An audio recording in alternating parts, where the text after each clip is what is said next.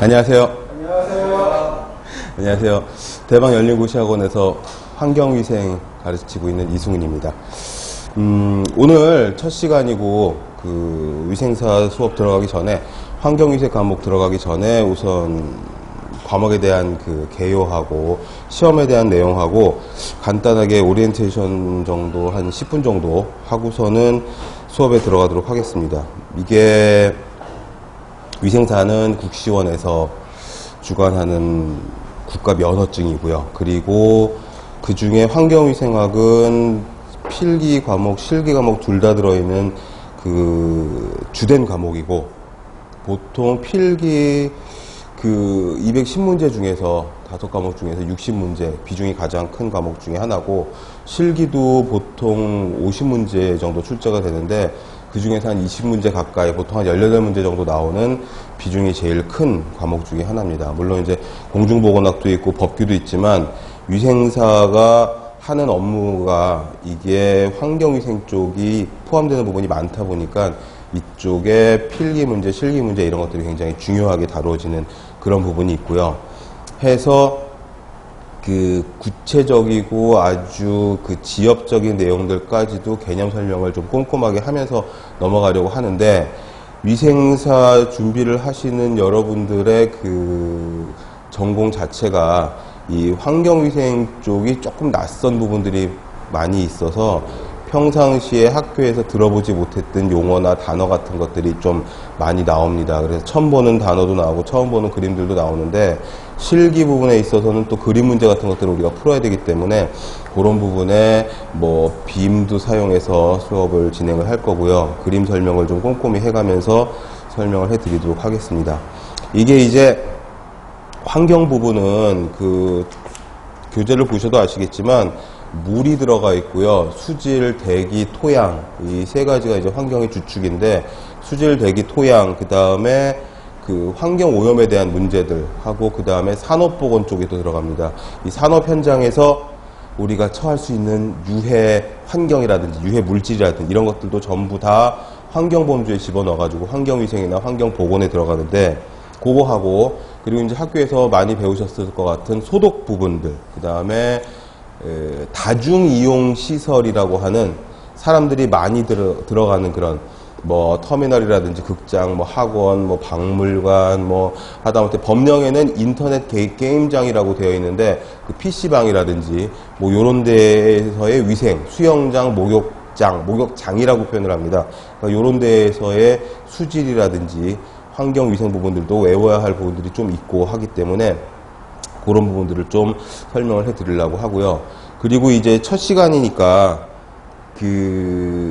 위생사 시험에 대한 이야기를 좀 안 할 수가 없는 것이, 이 위생사 시험이 굉장히 어렵지 않은 시험이어서, 과거에는 저도 한 20여 년 전 이전에 시험을 보고 합격을 하고 했었었는데, 작년, 그러니까 가장 최근 시험을 제가 한번 치루어 보니까 문제가 좀 많이 어려워진 면도 없잖아 있고, 근데 그래도 굉장히 깊게 들어가는 그런 면허증이 아니어서, 그런 자격증이 아니어서 넓고 얕게 공부를 하면 되는데도 불구하고 합격률을 찾아보니까, 여러분들도 국시원 홈페이지 들어가서 보시면 아시겠지만 합격률이 굉장히 떨어지더라고요. 그러니까 간호사라든지 치위생사라든지 임상병리사, 영양사 이런 기타 다른 국시원에서 주관하는 면허증에 비해서 많이 합격 비율이 떨어져서, 재작년 3년 전에 36%인가 36.7%로 아주 최하점을 찍고, 그리고 2년 전에 거의 한 43% 정도, 그리고 바로 작년에 53% 정도로 조금 올라가고 있는 추세인데, 거의 한 50% 정도대의 그런 합격률을 보이고 있다라는 거죠. 그게 시험이 어려워서가 아니라 준비를 좀 덜 철저하게 해서, 그러니까 어느 정도만 넘었으면 이게 경쟁률이 따로 있는 시험이 아니고 커트라인만 넘어가면 붙는 시험이다 보니, 어느 수준만 넘어가면은 어렵지 않게 합격이 가능한 그런 시험인데도 불구하고 합격률이 낮다는 것은 그만큼 또 쉽기 때문에 방심을 많이 한다라는 거죠. 해서 합격률이 자꾸 떨어지니까 학교에서도 특강이나 이런 것들을 통해 가지고 이제 환경위생도 가르치고 곤충학도 가르치고 이제 학교에서 많이 접하지 못하는 과목들을 가르치고 있는데, 그런 그 단연간의 학교와 학원 수업의 그런 그 경력과 노하우를 토대로 해서 여러분들에게 아주 양질의 수업을 제가 해드리도록 노력을 하도록 하겠습니다. 그리고 중요한 거 하나가, 지금 계속 그 맥없이 말씀드린 게 뭐였냐면, 위생사 시험은 쉽고 어렵지 않고 그렇기 때문에 그 합격률이 뭐 떨어진다 뭐 이런 얘기를 했었는데, 제가 찾아보니 5년 안으로 위생사 그 강제 의무 고용 기준 같은 것들이 생길 분위기입니다. 그러니까 이제 영양사나 이런 다른 그 전공들처럼, 다른 그 면허증처럼 그 의무 고용, 위생사를 의무 고용해야 되는 그런 그 법령이 생기고, 그거에 맞춰서 향후 한 5년쯤 후에는 위생사 시험이 굉장히 난이도가 세진다는 그런 그 예고가 있었어요. 입법 예고가. 그래서 여러분들이 올해의 그 준비를 좀 깔끔하게 하셔가지고 취득을 하시면, 이거 뭐 돈 들어가는 것도 아니고 세금 내는 것도 아니고 무슨 뭐 갱신해야 되는 그런 자격증도 아니고, 하나 따놓으면 죽을 때까지 그냥 계속 가는 그런 자격증이니까 쉬울 때 막판에 딱 따놓으시면은 많이 도움이 되실 겁니다. 해서 그 크게는, 넓게는 대기 수질, 토양, 그 다음에 환경 관련 이슈라든지 법령이라든지 관련해가지고 최근 것들 말씀을 해드리고, 그리고 이제 출제 경향에 맞춰서 챕터별로 중요도가 굉장히 중요하다던가 좀 덜 중요하다던가 하는 그런 챕터들이 있고, 그림 부분도 자주 나오는 그림 문제들이 있으니까 그런 부분들 제가 꼼꼼하게 찍어드리고, 그리고 그 공부하시다가 수업을 들으시다가 궁금하시다거나 아니면 수업 중에 뭐 질문 같은 것들을 잘 할 수 없는 그런 또 분위기다 보니까는 끝나고 나서 쫓아와서 질문을 하셔도 되는데, 이해가 안 되시거나 하시면은 그 인터넷 카페가 있어서 거기에 그 제 이름으로 된 게시판이 있다고 합니다. 있다고 하는 게 아니라 있습니다. 만들어놔서 있으니까 그 네이버에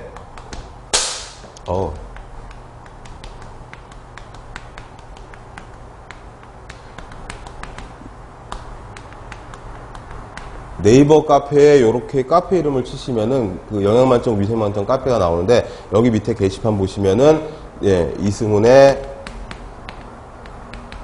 환경위생 곤충학 게시판이 있습니다. 그 질문 게시판이. 제가 하루에 한 번 이상씩은 제가 들어가서 질문에 대답하는 게시판이 좀 여러 개 있어가지고 아주 뭐 수시로는 좀 그렇지만 아무튼 하루에 한 번 이상씩은 들어가서 체크하고 질문에 답변들을 달아드리고 있으니까 거기를 적절히 이용을 하시면 도움이 많이 되실 겁니다.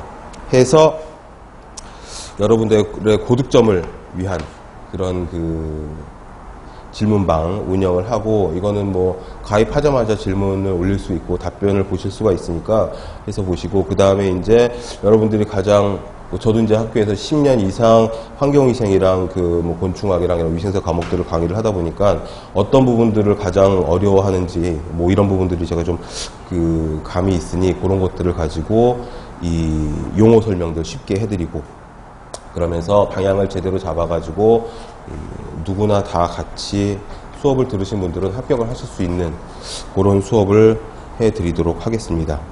그 우선은 출제 경향 같은 것들을 먼저 이제 말씀을 드리고, 그리고 진도를 나가도록 하겠습니다. 방금 말씀드렸다시피 환경위생학이 지금 한 7개의 챕터로 나뉘어져 있는데, 뭐 첫 번째는 환경위생에 대한 전반적인 내용하고, 그 다음에 급수위생, 물이 굉장히 중요하잖아요. 수인성 감염병과도 관련이 있고, 그리고 급수위생, 물의 위생을 위해서 뭐 하수라든지 상수라든지 살균이라든지 정수라든지, 그리고 걔네들의 법적인 기준들, 방류수의 기준이라든지 수질의 기준 같은 것들을 좀 외워야 하는 부분들이 있으니, 어떤 수치들은 외워야 하고 어떤 수치들은 이해만 하면 되겠다, 뭐 이런 부분들 꼼꼼하게 찍어드리고, 그리고 이제 분뇨, 폐기물 이쪽에서도 출제가 꽤 되고 있습니다. 그러니까 이 환경위생학이 위생사 시험에서 차지하는 비중이 굉장히 높다 보니까 거의 한 5과목 이루어져 있지만 한 25%, 한 30% 정도 가까이 되는 것 같은데, 그러니 많이 나오는 부분들, 산업보건하고 환경오염하고, 그 다음에 최근 이슈가 되는 그런 문제들까지도, 그리고 환경 관련 법령들이 굉장히 자주 바뀌어요.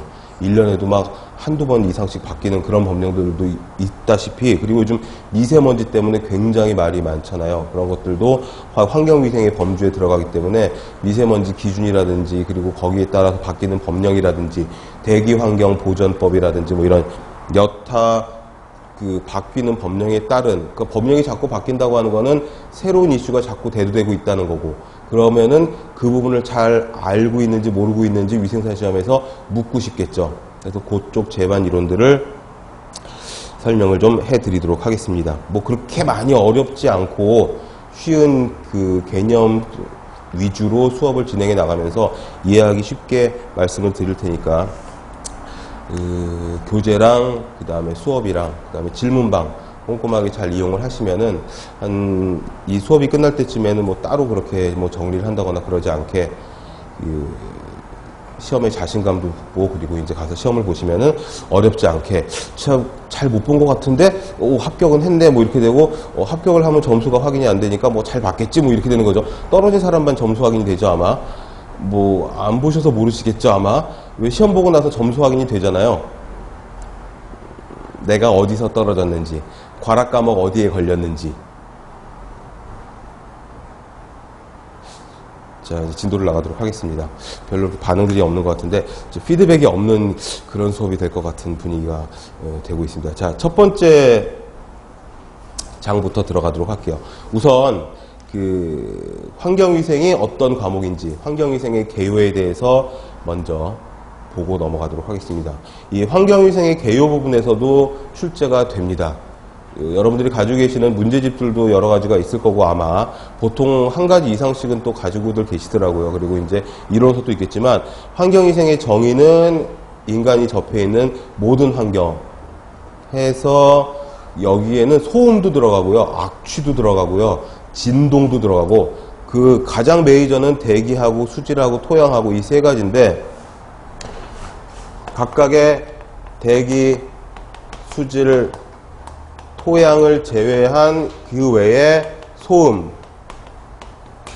진동, 악취 이런 것들도 같이 환경위생의 범주에 들어갑니다. 그리고 특히나 소음이나 진동 부분에 있어서는 최근에 출제 비율이 굉장히 높은, 물론 어렵지는 않습니다만은 자주 나온다는 거죠. 쉽지만 자주 나오는 건 중요한 거고, 중요하지만 쉬운 거니까 알아두면은 무조건 맞추는 거고, 이런 거 맞추다 보면은 뭐 시험은 어렵지 않게 패스를 할 수가 있겠죠. 완전 뭐 껌이죠 뭐. 중요하고 쉽다라고 하는 것들만 체크해둬도 거의 과락 면하고 60% 이상 넘어가서 맞출 수 있는, 합격할 수 있는 그런 부분들이 있으니, 거기 교재에 보시면 자연환경과 인공환경으로 나뉘어가지고 이야기를 하고 있습니다. 그러니 여기서 소음이나 진동이나 악취 등은 뭐 인공환경에 들어가겠죠. 아, 하나 더 들어가더라고요. 최근에 빛공해라고,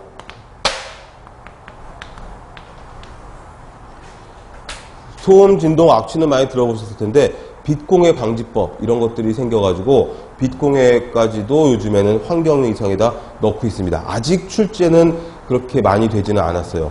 신설된 그런 항목들이기 때문에. 그러니까 이제 잘나고 누웠는데 도심지에 있는 무슨 뭐 오피스텔이나 아파트나 이쪽인데, 예, 빛이 너무 들어와가지고 잠을 못 이루겠다든지 뭐 이런 것들이 되겠죠. 네온사인이 너무 휘황찬란해가지고서는 안면방해가 된다든지 뭐 이런 내용들이 됩니다. 그래서 거기 있는 광오염 이런 것들이 인공환경에 들어가는 빛공해에 들어가겠죠. 하고 이제 하나씩 그 강론으로 들어가서 보도록 하겠습니다. 아시다시피 한 60문제, 50문제 이상 출제가 되는 과목이다 보니까 각 챕터별로, 항목별로 그 거의 다 출제가 되고 있고요. 출제위원들도 역시 그 출제 비율을 놓고 봤을 적에 골고루 출제를 하려고 하다 보니 첫 번째 나와 있는 공기의 개념 부분들도 출제가 한 문제 정도씩은 됩니다.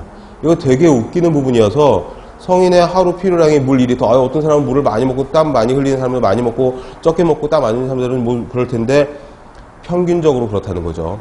그래서 어떤 식으로 문제가 출제가 되느냐 하면, 다음 보기 중 인간 생명을 유지하기 위한 내용으로 틀린 것을 골라라 이렇게 해놓고서는 뭐 물은 2리터, 음식은 2.5kg, 공기는 13kg인데 이거를 무슨 뭐 23kg 뭐 이런 식으로 슬쩍 숫자 바꿔놓고서는 골라라 해야 하니 달달달달 모든 걸 다 외울 필요까지는 없지만 그래도 구분할 수 있을 정도로 물은 한 2리터 정도 필요하구나.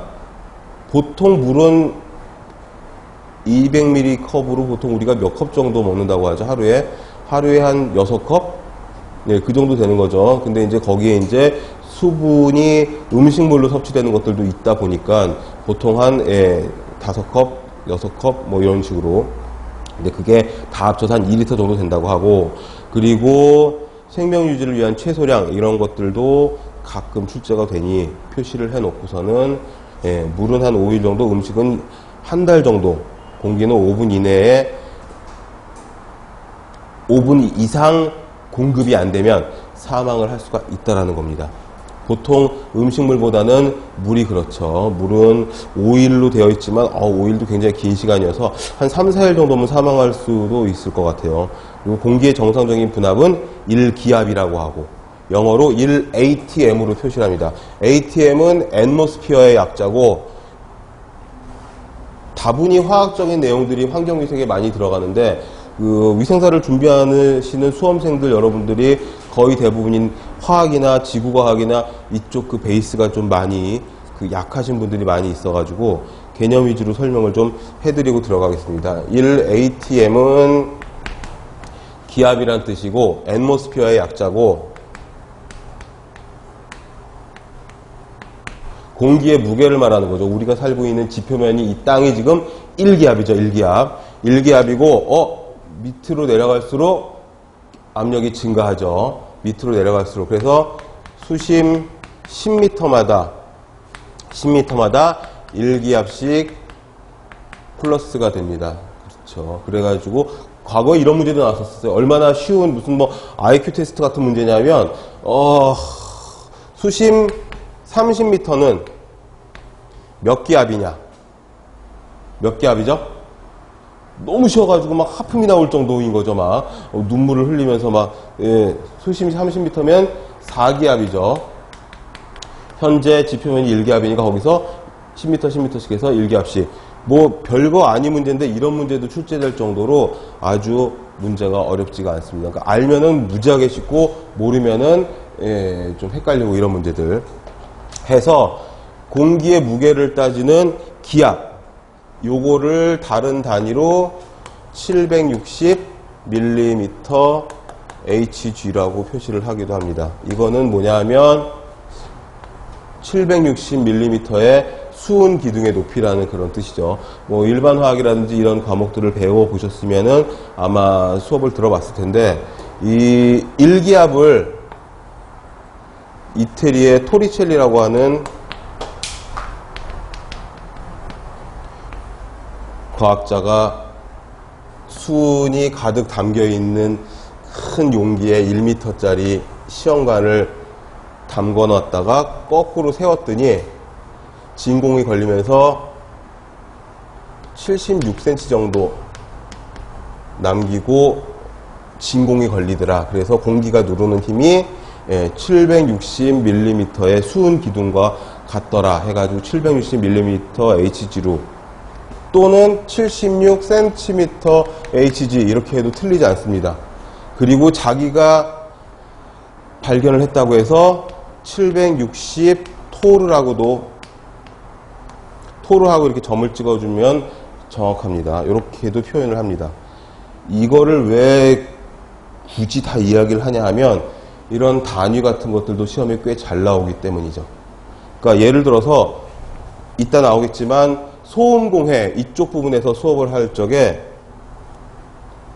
사람이 이제 문제에도 나오고 이론에도 나오겠지만 4000Hz라고 하는 요 진동수에서 가장 소음을 크게 느낀다고 하는데 문제에서는 4kHz로 쓱 단위를 바꿔가지고 같은 거죠. 바꿔가지고 틀린 걸 골라라 맞는 걸 골라라 이런 식으로도 나오니까 이거 사실 별거 아닌 트릭이긴 한데 단위 같은 것들을 꼼꼼하게 하나하나 다 챙겨 놓으셔야, 내용은 아는데 760이라는 숫자는 아는데 이게 밀리미터 HG인지 센티미터 HG인지 ATM인지 이런 것들을 다 잘 체크를 하셔야 된다는 거죠. 그래서 거기 760mm HG 밑에 760 토르하고 76cm HG 이런 것들을 같이 적어주시면 좋겠죠. 그리고 환경위생에서는 많이 사용하지 않는 이건 일기예보 같은 것들을 할 적에 기압, 기단 이런 거 얘기할 때 나오는 밀리바라고 하는 그런 단위도 같이 있으니까 1013 밀리바 이런 식으로 알아두시면 좋습니다. 그리고 1013 밀리바는 또 1013 헥토파스칼이라고 있습니다. 헥토파스칼. 헥토파스칼의 약자입니다. HPA는.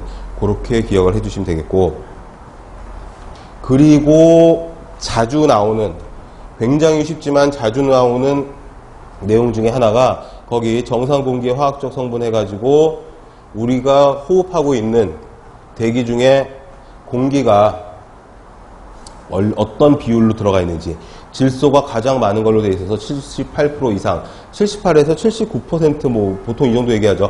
약 80%라고 이야기를 하고, 산소가 20%에서 21%. 이게 굉장한 황금 비율이어서 이 산소 비율이 이거보다 너무 높아도 너무 낮아도 굉장히 힘들다라는 거죠. 그래서 80대 2 정도 크게 러프하게 봤을 때 보통 79, 뭐 20, 21% 이런 식으로 이야기를 하고, 그 다음에 아르곤, 이산화탄소, 네온, 헬륨, 메탄 이런 식으로 아주 적은 양의 다른 기체들이 섞여져 있습니다.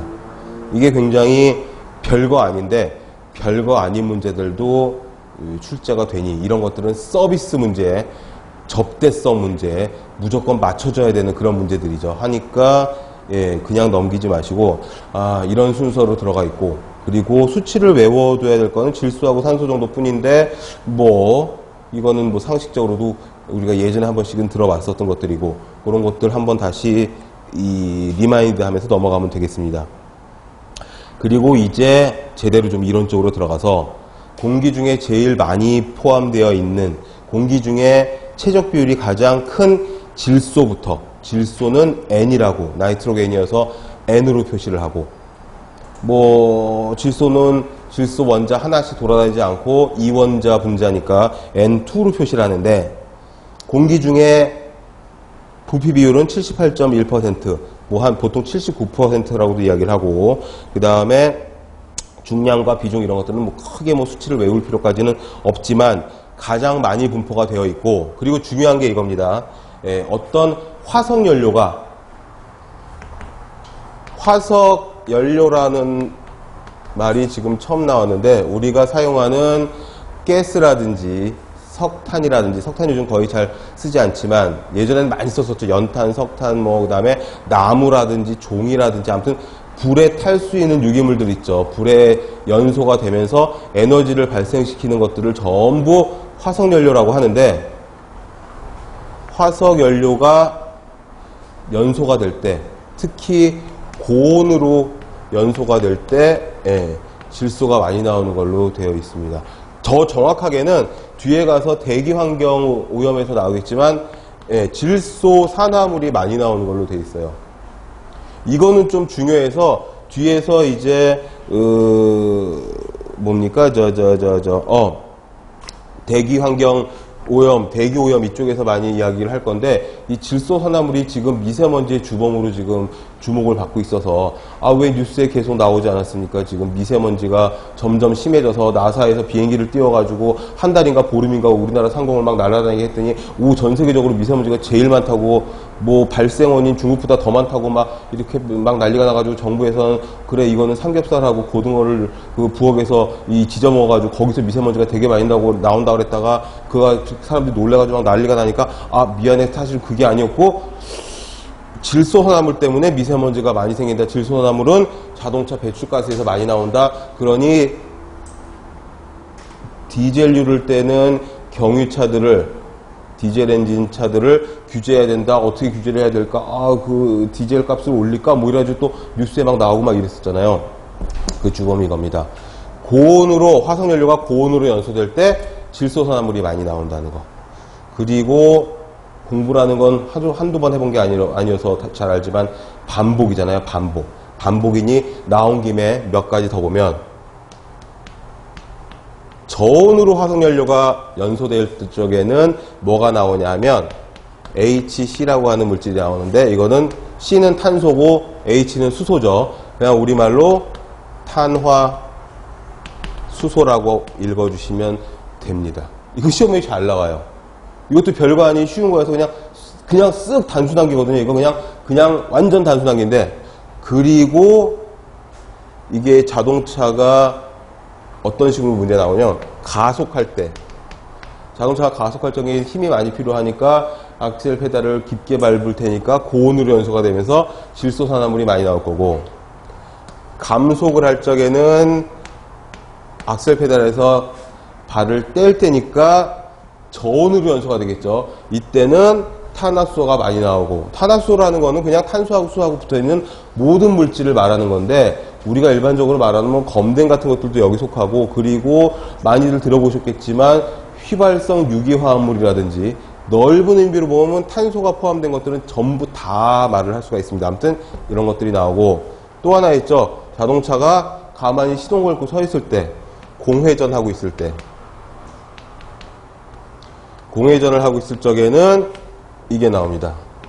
일산화탄소죠. 일산화탄소.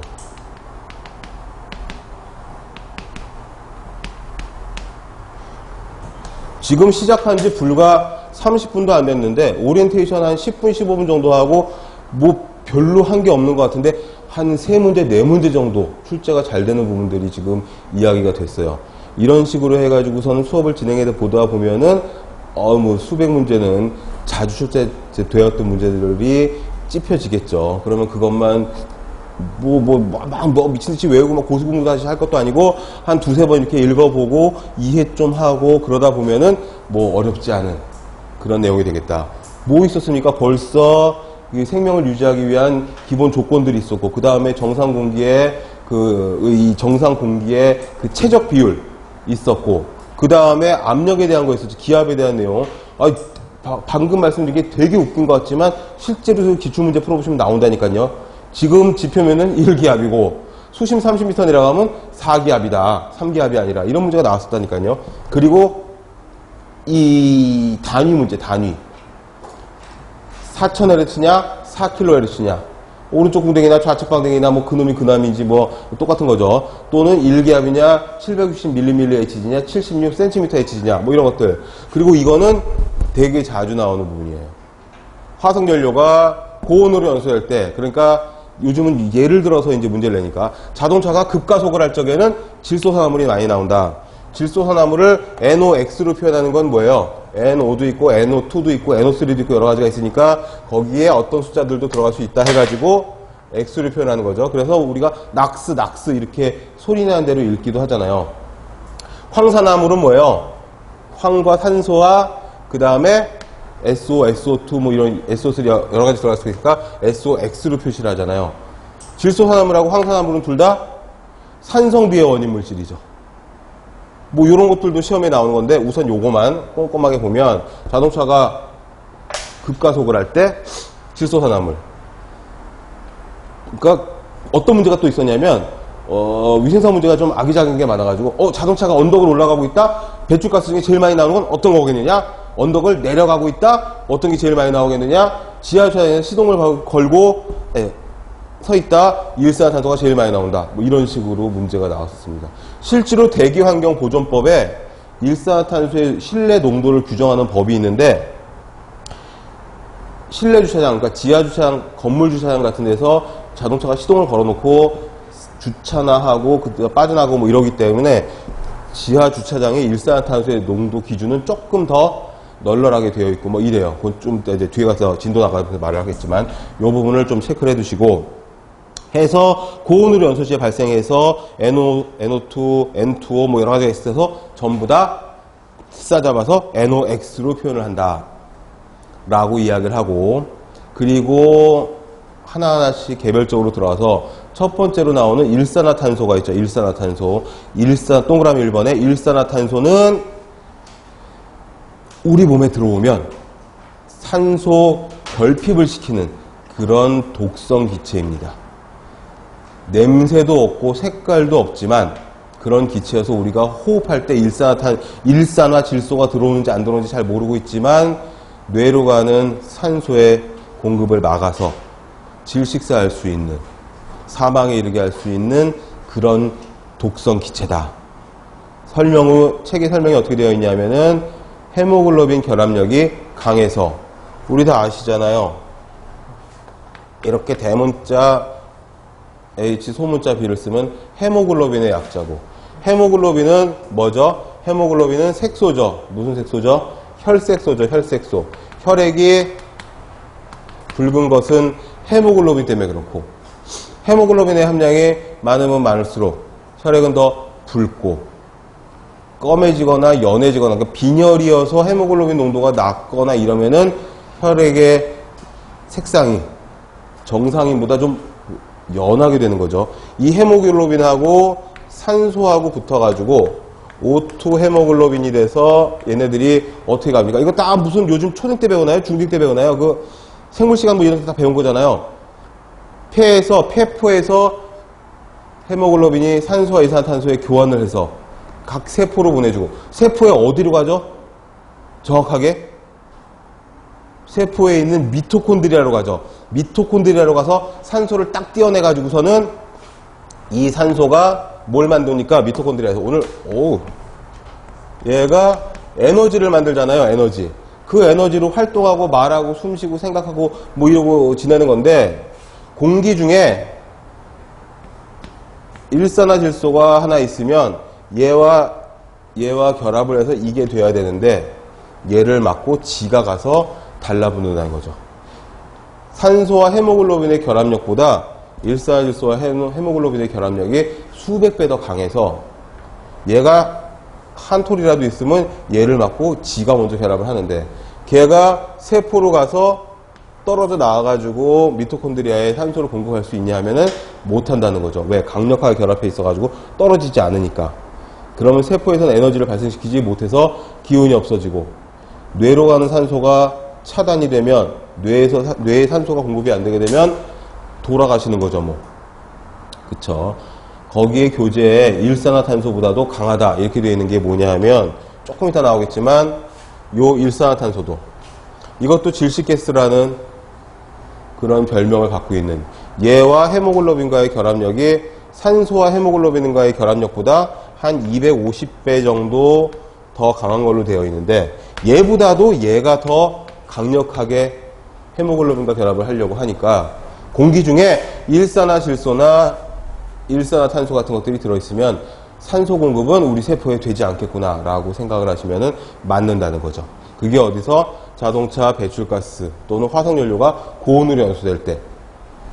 공기 중에 가장 많은 게 질소여서 그냥 질소의 형태로 있을 적에는 아무 관계가 없는데, 그렇죠? 호흡할 때 들어왔다가 그냥 자연스럽게 빠져나가는데, 요게 일산화질소가 되어 있거나 이산화질소가 되어 있으면 문제는 심각해서 건강에 큰 영향을 미칠 수 있다. 이번에 이산화질소를 보시면은 산소가 이제 2개 붙어 있는 거죠. 얘네들은 색깔도 좀 있고 자극성이 있어서 좀 피할 수 있는데, 역시 인체는 나빠서 일산화질소보다도 훨씬 더 나쁜 걸로 돼 있죠.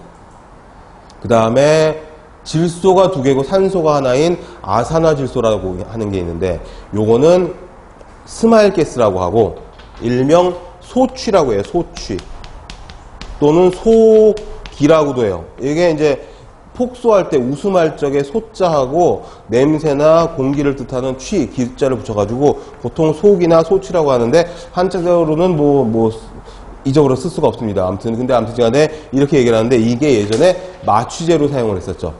주로 치과 영역이나 이런 데서 그 간단한 시술 같은 것들을 할 적에 마취가스로 사용을 했었대요. 근데 왜 소취, 소기, 스마일가스냐 하면은 이 아산화질소를 흡입을 시키면은 웃게 된다네요. 예전에 그래가지고 뭐 코믹 영화나 코믹 액션 영화 같은 데 보면 치과 같은 데서 막 싸우면서 산소 마스크 같은 거 막 들이대고 막 싸우면은 막 웃으면서 싸우고 막 이런 영화가 있었는데, 표정들을 보니까 뭐 전혀 본 적이 없는 뭐 그런 얘기죠. 이게 지금 왜 이렇게 수업이 경직되어 있는지 잘 모르겠으나, 암튼 뭐 기분 나쁜 일이 있으세요 오늘? 아침부터? 아니죠. 화나는 일이 있거나 무슨 여자친구랑 싸웠다거나 뭐 그런 건 아닌 모양이죠. 여자친구가 없구나. 아무튼, 자, 다시, 질소가 공기 중에 가장 많은 양을 차지하고 있는데, 그냥 질소의 형태를 수적엔 아무 문제가 없는 일반적인 가스인데, 일반적인 기체인데, 얘가 화석연료에 의해서 연소가 되면서, 연소가 될 때, 특히 고온으로 연소가 될 적에, 요런 일산화질소나 이산화질소나 이런 것들이 발생이 되는데, 얘네들은 건강에 굉장히 인체에 미치는 영향이 크다라고 이야기를 하고, 두 번째로 질소에서 정말 중요한 부분이 뭐냐면은 거기 동그란 오른쪽 가로 3번에 있는 잠한병입니다. 잠한병. 케이슨병이라고도 하는데 요거를 하나 더 적어주세요. 지금 여기에는 안 써있죠. 예. 다른 말로 뭐라고 하냐면 질소색전증이라고 해요. 질소색전증.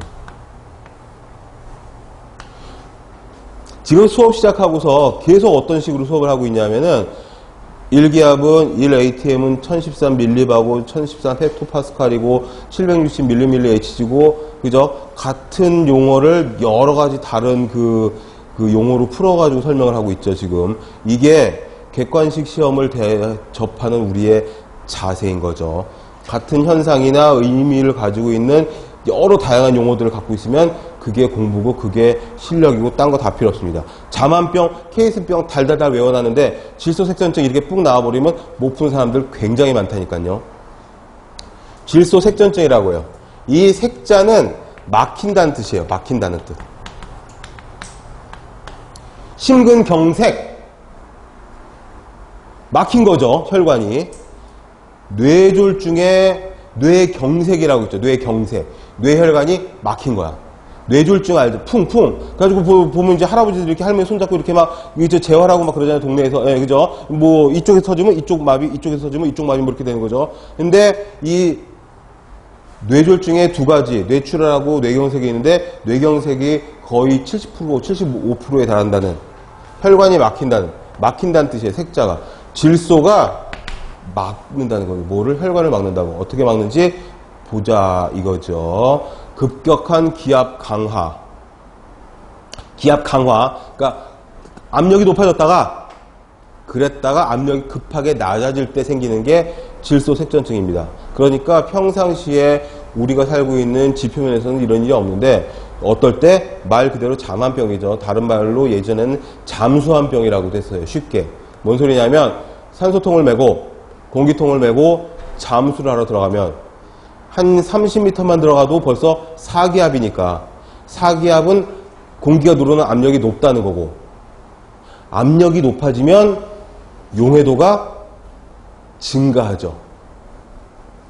계속 화학 얘기를 하고 있는데 뭐 화학을 딱히 좋아해서가 아니라 이쪽 부분을 이해를 하면은 그냥 쉽게 풀리는 부분들이 너무 많아가지고 단순 암기보다는 이해를 통한 암기를 하게 하려고 지금 말씀을 드리는 건데 자 압력이 높아지면 그러니까 어떤 식으로 생각을 하냐면 풍선이 있는데 풍선에 바람이 꽉 차 있는데 그 풍선을 막 우리가 누르고 있는 거죠. 그러면 풍선 내부에 압력이 증가하죠. 그럼 풍선 안에 예를 들어서 풍선 안에 컵이 있다고 생각했을 때 물컵이 있다고 생각했을 때 그 물컵 안에 들어있는 물로 녹아 들어가는 기체량이 많아진다는 거죠. 압력이라는 건 누른다는 뜻이니까 프레셔니까. 그래서 압력이 높아지면 압력이 증가하면 용해도가 같이 증가합니다. 그래서 누르는 걸 그러니까 그 밀폐된 공간에서 물컵 안에 물을 막 누르는 상상을 하면은 예, 이해가 좀 될 수가 있습니다. 풍선 생각하면 가장 쉽고요. 압력 용기라고 하는 게 공기가 빠져나가지 못하게 만들어 놓은 그런 거고 압력을 증가시킨다고 하는 건 거기다가 막 공기를 빠져나가지 못하게 하고 밀어 넣는다는 뜻이고 그 안에 물컵이 있다면 물컵 안에 있는 물로 기체가 막 녹아 들어가려고 하는 용해도가 증가한다는 거죠. 용해도라고 하는 거는 딴 거 아니죠. 그 용해도의 정의는 물 100ml에 녹아 들어갈 수 있는 용질의 그람수를 말하는 거여서 용해도는 압력이 증가하면 증가하고, 우리 다 알잖아요. 온도가 올라가면 용해도는 증가하죠. 찬물보다 더운 물에 설탕이 더 잘 녹잖아. 그쵸? 일반적으로 지금 우리가 공부하고 있는 이 위생사 시험이 대부분이 기초가 지금 화학이기 때문에, 근데 화학이 거의 초딩이나 중딩 수준의 화학이기 때문에 그런 이해만 조금 간단하게 하고 있으면 슬슬 풀려나가는 것들이 굉장히 많이 있어요. 해서 설명을 드리는 겁니다. 우리 다 알잖아요. 화학 반응을 촉진시키는 요인, 본능적으로 알고 있는 거죠. 더운 물에 설탕이 더 잘 녹아. 열을 가하면 화학 반응이 촉진된다는 거죠. 락스에다가 하얀 네일을 담궈가지고 표백을 시키는데, 락스를 많이 넣어야 돼? 락스를 조금 넣어야 돼? 많이 넣는 게 훨씬 더 하얘지겠죠. 옷감은 좀 상할 망정. 그러니까 화학 반응을 촉진시키는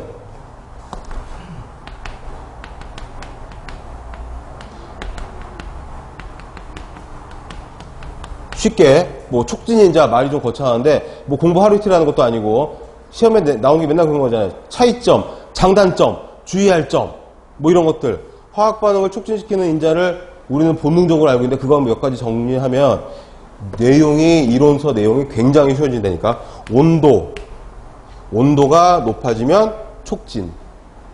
그죠? 더운 물에 잘 녹잖아. 또 농도, 방금 말씀드렸잖아요. 농도를 높이면, 락스를 많이 풀면 락스 통에는 10% 10대 1로 희석해서 되어 있지만, 세탁기에 세제 넣을 적에도 그렇잖아요. 또는 린스 같은 거 넣을 적에도 통에 써 있잖아요. 세탁기 뭐 10kg짜리 한 통에 뭐 한 컵 따라 부어라 하지만, 우리 그런 거 쿨하게 무시하고 그냥 뚫뚫 따라 넣죠. 많이 넣으면 더 부드러워지는 거 아니까. 농도가 높아지면 촉진되고. 또 시간 있죠, 시간. 락스물에 한 시간 담가두고 헹구는 거 하고, 저녁 내내 담가도 그 다음날 아침에 헹구는 거하고 다르잖아요. 시간이 길어지면 촉진되는 거죠. 그러니 또 많아요. 여러 가지 내용들이 있는데, 또 하나 있다. 중요한 거. 표면적이 커지면 촉진되죠. 예를 들어서 우리가 덩어리 설탕을 녹이는 거 하고, 가루 설탕을 녹이는 거 하고, 각설탕을 녹이는 거 하고 똑같은 온도의 물에 녹일 적에 다르잖아요. 가루 설탕이 훨씬 잘 녹죠. 그것도 알잖아요. 그냥 알약보다 가루약이 더 빨리 몸에 퍼진다는 거. 그거보다는 물약이, 액체로 된 물약이 더 빨리 퍼지겠죠. 표면적이 커지면 화학 반응은 촉진된다니까. 그러니까 이런 것들이 우리가 일상생활에서 알고 있는 그런 화학적인 기본적인 그런 개념들인데 똑같습니다. 숨을 쉴 적에 8대2의 비율로 산소와 질소가 들어가니 질소가 더 많이 들어가잖아요. 여기서는 상관없어요. 일기압이니까 숨 쉴 적에 질소 8, 산소 2 흡입했다가 내뱉을 적에 질소 다 나가고 산소 2는 쓰겠죠. 그 다음에 이산화탄소 나가고 이러겠는데, 압력이 높아지면 갑자기 일기압에 있다가, 뭐 스킨스쿠버는 깊은 바다로 안 들어가니까 이 공기통을 메고 이제 잠수하러 들어갔어요. 한 30m만 들어가도 여기는 4기압이잖아. 기압이 이렇게 급격하게 변하면 우리가 숨 쉴 때 들어가는 80%의 질소가 우리 몸에 녹아 들어간대요. 압력이 높아지니까 그거 생각하시면 되죠. 콜라병, 사이다병, 청량음료에 이산화탄소가 녹아 들어 있잖아요. 근데 온도가 높거나 아니면 흔들거나 병따개를 따면 이산화탄소가 막 솟구치는 거죠. 샴페인도 그런 원리고 똑같아서 여기서 작업을 하다가 갑자기 일기압으로 다시 가는 거지. 천천히 올라가면 괜찮아요. 그죠?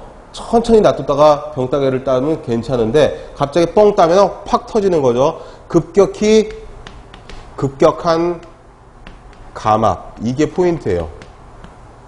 급격하게 감압이 될 때 우리 혈액 중에 체조직에 지방조직에 녹아 들어가 있던 질소가 갑자기 용해도가, 압력이 갑자기 낮아지니까 용해도가 갑자기 뚝 떨어지면서 몸 바깥으로 나가려고 하는 거죠. 그럴 때 몸속에서 기포를 만들면서 막 빠져나가려고 하는 거라. 그럴 때 온몸에 통증이, 혈관이 막히기도 하고, 그 와중에 혈전을 만들기도 하는데, 혈전이 뭐죠? 혈전. 한자로 혈전, 우리말로 피떡. 덩어리죠, 덩어리. 혈병이라고도 하고, 그런 덩어리들이 막 만들어지면 간호 이쪽에서는 뭐 클라시라고도 하는데, 이런 것들이 막 만들어지면 혈관이 막히는 거지 뭐. 혈관이 막히면 혼수 상태에 빠질 수도 있고, 그거는 좀 가벼운 증상이고, 심하면 사망도 할 수 있고. 천안함 사고 때 전문 그 공수부대인가 저기 잠수사, 특전사 잠수사 아저씨 돌아가시고, 세월호 때도 민간 잠수사들 막 저기 하면서 수명이 사망한 걸로 되어 있고, 그리고 그 후유증으로 최근에도 한 명인가가 돌아가신 걸로 되어 있고, 그리고 세월호 때 보도 보셔서 아시겠지만은 잠수사들이 계속 내려가서 잠수하고 올라오고 이러니까 바지선 같은 거 그 침몰해역에다가 띄워놓고서는 거기에다가 뭐 만들어 놨었어요? 감압 챔버라고 해서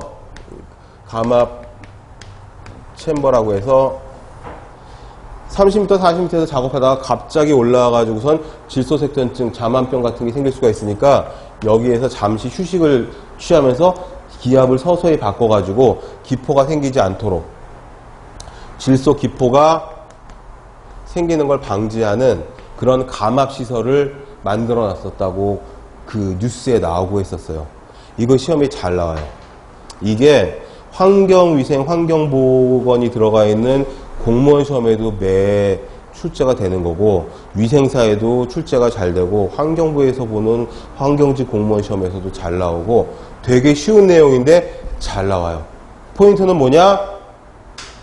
질소가 고압에 있다가 저압으로 급격히 감압될 때 체내에 녹아있던 기포가, 혈액이나 지방조직이나 이런 데 녹아있던 질소가 청량염 병 터진 것처럼 기포를 발생하면서 막 몸 밖으로 빠져나가려고 할 때 혈관을 막고 몸에 통증을 일으키고, 여기에 뭐라고 되어 있습니까? 예, 마비, 관절통, 피부 소양감은 뭐야? 가렵다는 거지, 소양감은. 그죠?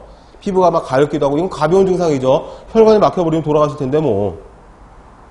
해가지고 급격한 감압 해서 또 어떤 식으로 얘기하냐면, 수심 30m에서 작업을 하다가 수면으로 올라갈 때 그럼 얼마만큼 천천히 올라가면 되냐? 20분 동안 10m 올라갈 때 20분씩 천천히 올라가면 된대요. 근데 뭐 잠수를 해보셨거나 안 해보셨어도 뉴스나 뭐 영화나 보시면 아시겠지만, 물속에서 깊이 있다가 올라갈 적에 슉 하고 올라가잖아요. 거의 뭐 빛의 속도는 아니지만 굉장히 빠르게 올라가니까 10m 올라가는데 20분은 말도 안 되는 거죠. 이 정도로 올라가면 아무 문제가 없대요. 근데 이 정도로 감압을 천천히 하는 경우는 거의 없으니까 잠수부나 잠수사들에게는 이 케이슨병, 자만병의 위험이 항상 도사리고 있다라고 보셔도 됩니다. 예전에는 그래가지고 그 제주도의 그 해녀 아줌마들을 예를 들어가지고 많이 시험에 나오기도 했었습니다. 여기선 잠수부, 해녀, 지하철 공사인부, 그쵸, 수심은 아니지만 지하터널 같은 데는 예, 기압이 높은 걸로 되어 있으니까 이런 직업병으로 되어 있다라고 되어 있습니다. 이거 굉장히 중요하니까 케이슨병 또는 케이슨 디지즈, 자만병, 그 다음에 질소색전증 다 같은 용어니까 같이 알아두시고요. 그리고 문제는 뭐냐? 압력이 높아지니까 고압 환경에서 일을 하다가 갑자기 감압을 했을 때, 저압 환경으로 왔을 때 체내에 녹아있던 질소가 기포를 형성하면서 혈관을 막거나 혈전을 형성하거나 통증을 일으키거나 혼수 상태 또는 사망에까지 이르게 하는 것이 자만병이다. 이렇게 기억을 하시면 좋겠습니다. 되게 중요하니까 오늘을 한 것 중에 이 자만병이 가장 중요한 것 중에 하나가 될 겁니다, 아마. 그 다음에 이제 오른쪽 가로 4번 보시면 이제, 그쵸, 질소는 비활성 가스고 인체 영향은 없는데, 3기압, 그러니까 수심 한 20m, 4기압 30m 이 정도로 내려가면 자극이나 마취작용, 뭐 10기압이 초과되면 이러면은 의식을 상실할 수도 있다라고 되어 있습니다. 근데 아무튼간에 자만병의 포인트는 겁니다. 급격한 감압으로 질소 기체가 기포를 형성하면서 몸에 해를 끼치는 거. 길게 설명을 했으니 기억을 잘 하시리라고 생각을 하고요. 그 밑에 보시면은 산소가 있죠. 산소는 21% 정도를 차지하고, 그리고 산소의 분압 이렇게 되어 있는데 760mmHg 1기압 하에서 얼마? 16mmH 정도다라고 보시면 되는데, 이 수치는 크게 외우실 것까지는 없고, 산소가 1기압 하에서 한 21% 정도 차지한다라는 개념을 알고 계시면은 혹시라도 이런 문제가 나오면은 산소 문제니까 푸실 수 있을 것 같고, 산소의 필요한 공기가 보통 500리터 정도 된다. 근데 이거는 뭐 개인적인 편차가 많습니다. 남녀노소에 따라 다를 거고 활동량에 따라 다를 거고 다 다르기 때문에 크게 중요하진 않지만 하루에 이 정도 된다. 그냥 감만 좀 잡으시고, 그리고 그 산소가 그 변동하는 범위 15에서 27% 이거보다 더 낮아지거나 이 범위에서 더 높아지거나 하면 문제가 발생한다. 산소 중독증도 있을 수가 있고 산소 결핍도 올 수가 있습니다. 해서 이거 시험에 잘 나와요. 10% 이하에서는 호흡곤란. 바로 올해 4월 달에 그 환경위생 과목이 들어가 있는 9급 공무원 시험이 있었거든요. 거기에 나왔어요. 10% 이하면 호흡곤란, 7% 이하면 사망, 4%에서 1분 이내면 바로 사망, 뭐 이렇게 되어 있습니다. 요 10% 이하에서 호흡곤란이 온다는 요 대목이 시험에 나왔었어요. 그게 이제 그 밑에 있는 하이폭시아라고 하는 저산소증을 말하는 거죠. 해서 예, 보통 11에서 12% 이하 7,000m 이상, 이거는 이제 요것과는 반대여서 질소sep전증과는 반대로 위로 올라갈수록 공기의 무게가 낮아지겠죠. 기압이 낮아집니다. 그러면은 산소의 농도도 낮아진다는 거죠. 그래가지고 7,000m 이상 올라가면 고산병으로 산소가 희박해져서, 그래가지고 지난 가을에 많이 나왔던 영화들이 있었잖아요. 뭐 히말라야니 무슨 뭐 이런 그 국내 영화들이 많이 있었는데, 다 8,000m 이상 가려면은 이 산소통을 메고 압축 공기통을 메고 그 등반을 하고 막 이랬었죠. 이 증상이 근육통, 관절통, 이명, 다른 소리가 들리고 막 이런다는 겁니다. 이게 아주 문제가 많이 되는. 근데 그래가지고 또 기압이 낮아지니까 산에 올라가서, 요즘엔 취사를 안 하지만 예전에는 산에 올라가서 코펠에다가 뭐 밥하고 이럴 적에 뚜껑 위에다가 돌 같은 거 얹어놓고, 안 그러면 밥이 설익는다고. 왜? 기압이 낮아지면 좀 더 낮은 온도에서 물이 끓어버리니까, 그러면 밥이 설익을 수 있다 그래가지고 산에 올라가서 밥할 적에 뚜껑에다 돌을 올려놨던 게 뭐 그런 내용들이었고요. 다음 페이지 보시면 산소 중독도 있는데, 산소 중독은 산소 농도가 너무 많아도 문제라는 거죠. 그래서 아까 처음에 말씀드릴 적에 20에서 21% 공기 중에 산소가 있는 것이 굉장한 황금 비율이다 라고 말씀드린 게, 너무 많아도 좋지가 않다라는 거죠. 5기압 정도 되면은 폐기종, 충혈, 동통, 근육경련 아주 난리가 나고, 3기압 정도에서는 3시간 정도밖에 버틸 수가 없대요.